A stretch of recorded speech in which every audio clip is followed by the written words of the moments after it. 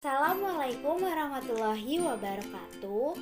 Pertama-tama, kita panjatkan atas kehadirat Allah Subhanahu wa Ta'ala, atas rahmat dan hidayahnya, saya dapat menyelesaikan video ini untuk memenuhi ujian tengah semester mata kuliah Landasan Pendidikan dengan judul Kurikulum 2022. Diharapkan video ini dapat bermanfaat serta menambah pengetahuan tentang kurikulum 2022 baik bagi saya maupun yang menonton. Saya Saskia Dwi Safitri dari kelas 1A Pendidikan Matematika dengan NIM 220110510 mengucapkan terima kasih kepada Ibu Esti Ambar Nugraheni MPD sebagai dosen pengampu dari mata kuliah Landasan Pendidikan yang telah memberikan tugas ini. Saya menyadari video ini jauh dari kata sempurna. Oleh karena itu, kritik dan saran yang membangun akan saya nantikan demi kesempurnaan video ini dengan judul Kurikulum 2022. Ngomong-ngomong soal kurikulum, kenapa sih dalam sistem pendidikan harus ada kurikulum?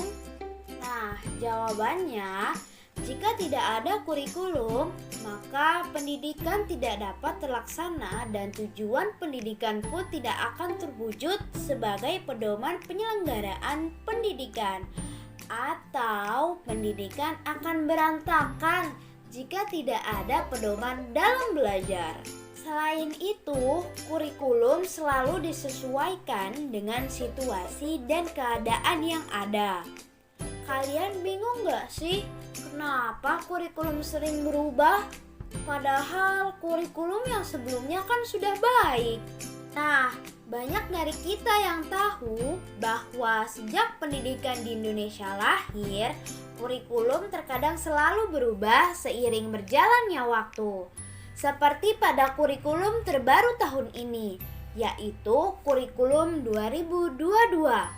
Ternyata kurikulum ini merupakan perubahan atau pengembangan dari kurikulum sebelumnya, yaitu kurikulum K13.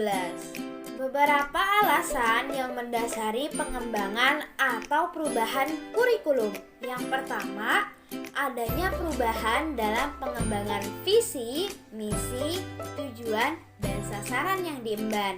Yang kedua, perubahan ilmu dan teknologi yang semakin cepat. Yang ketiga, hasil evaluasi terhadap kurikulum sebelumnya. Yang keempat, perubahan kebutuhan. Yang kelima, pandangan atau sasaran dari para pakar atau ahli. Terakhir, tuntutan dalam dunia global. Pandemi COVID-19 membuat semua sekolah menjadi terhambat dalam pembelajaran, sehingga kegiatan belajar mengajar terganggu dan tidak berjalan semestinya. Memang ya, keadaan alam tidak bisa ditebak, sehingga kita sebagai manusia harus bisa beradaptasi bagaimanapun keadaan dunia. Nah, kurikulum ini diluncurkan secara resmi oleh Mendikbudristek Menteri Pendidikan Bapak Nadiem Makarim pada Februari 2022.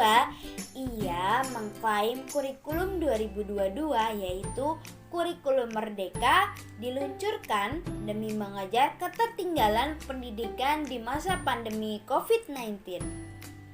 Sebelum ke kurikulum merdeka, Mendikbudristek meluncurkan terlebih dahulu kurikulum darurat pada saat pandemi, yang isinya panduan untuk guru untuk mengurangi jam setiap mata pembelajaran, menitik beratkan pada kompetensi esensial dan prasyarat pembelajaran pada jenjang selanjutnya. Meski kurikulum darurat dibuat, satuan pendidikan tidak diwajibkan untuk mengikuti kurikulum ini. Selanjutnya, barulah kurikulum merdeka. Namun, karena kurikulum terbaru ini banyaknya terjadi perubahan dan pengembangan dari kurikulum sebelumnya.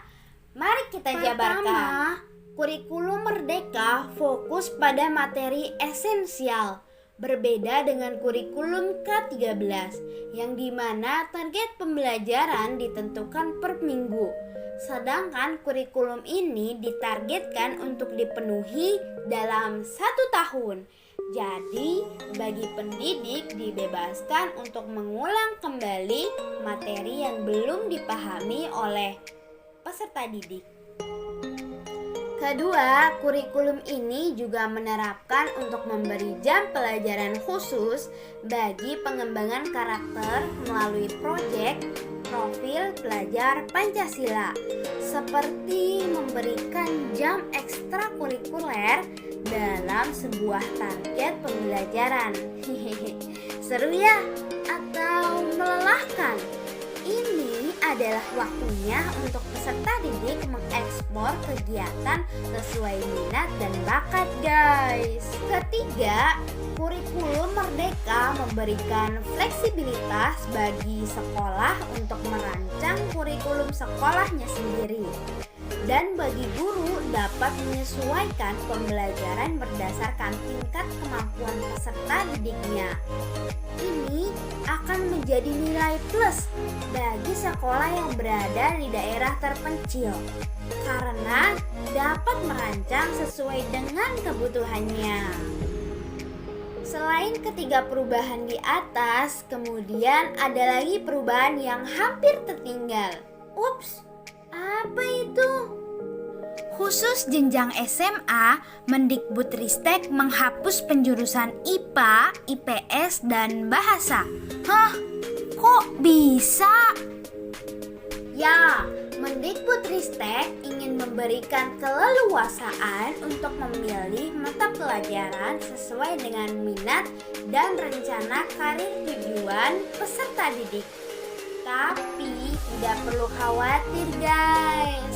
Peserta didik dapat memilih pelajaran yang diminatinya pada saat 2 tahun terakhir saat SMA. Hal ini membuat skema masuk perguruan tinggi juga berubah. Untuk itu, skema ini masih dalam proses pengolahan. Tentunya perubahan ini semoga akan menjadikan sistem pendidikan di Indonesia yang semula sudah baik menjadi lebih baik lagi. Harap-harap peserta didik dan para pendidik membangun Indonesia semakin maju baik akademik maupun non-akademik. Sekian dulu video dari saya, kurang lebihnya mohon maaf apabila ada salah pengucapan. Sampai jumpa di video Saskia berikutnya. Wassalamualaikum warahmatullahi wabarakatuh.